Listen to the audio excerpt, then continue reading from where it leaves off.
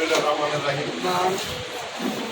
90-এর স্বৈরাচার আন্দোলনে যিনি অগ্রগতি থেকে এই নেতৃত্ব দিয়েছিলেন, এই মহান নেত্রী, আপসের নেত্রী, দেশ নেত্রী, তিনবারের সাবেক সফল প্রধানমন্ত্রী এবং খালেদা জিয়ার আজকের জন্মদিনে সঙ্গীপুর থানা বিএনপি এবং সকল অঙ্গ সংগঠনের পক্ষ থেকে সবাইকে জানাই শুভেচ্ছা।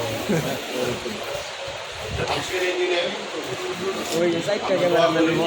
এবং খালেদা জিয়ার জন্য তার সুস্থতা কামনা করি। মহান রাব্বুল ইজ্জত যেন তাকে সুস্থতার সহিত ন্যায় কায়ে রাখেন। তিনি এই দেশের জন্য অনেক কিছু করেছেন। দেশের গণতন্ত্র, মানুষের ভোটের অধিকার ফিরিয়ে দেওয়ার জন্য তিনি সারা জীবন সংগ্রাম করে গিয়েছেন। সেই সংগ্রামে তিনি স্বামী হারা হয়েছেন, তিনি সন্তান হারা হয়েছেন।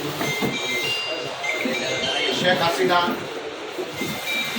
সরকার জনাব আরাফাত রহমান প্রভুকে মৃত্যুর দিকে ঠেলে দিয়েছিল।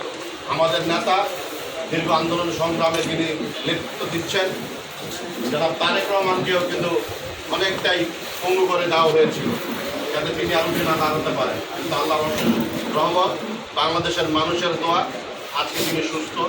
নিশ্চয়ই তিনি কিছুদিনের মধ্যে আমাদের মাঝে ফিরে আসবেন এবং আমরা আশা করছি এই দেশ নেত্রী বেগম খালেদা জিয়া এবং তারেক রহমানের নেতৃত্বে আগামী যে নির্বাচন হবে সেই নির্বাচনে সারা বাংলাদেশের মানুষ আজ উন্নত হয়ে রয়েছে ভোট দেওয়ার জন্য। সেই জনগণ, বাংলাদেশের 18 কোটি জনগণ ভোট দিয়ে বিএনপির সরকার প্রতিষ্ঠা করবে। সেই লক্ষ্যে আমাদেরকে সবাইকে জনগণের সাথে সম্পৃক্ত করতে হবে, জনগণের সাথে ব্যবহার করতে হবে, জনগণকে সাথে নিয়ে এগিয়ে যেতে হবে।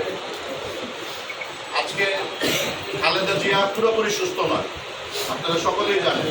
তিনি বিদেশে গিয়েছিলেন চিকিৎসার জন্য, সেখান থেকে তিনি চিকিৎসা নিয়ে আবার দেশে ফিরে এসেছেন। তিনি সবসময় একই কথা বলতেন, তিনি একটু আগে আমাদের গান্ধী সালাউদ্দিন, আমাদের সংগ্রামী সাধারণ সম্পাদক বলেছেন যে এটাই আমার শেষ ঠিকানা। যদি আমি বাঁচি আমি বাংলাদেশেই বাঁচবো, যদি আমি মারা যাই এই বাংলাদেশেই যেন আমার মৃত্যু হয়। তিনি যদি আপোষ করতেন তাহলে তিনি 2008-এ আবার পুনরায় প্রধানমন্ত্রী হতে পারতেন।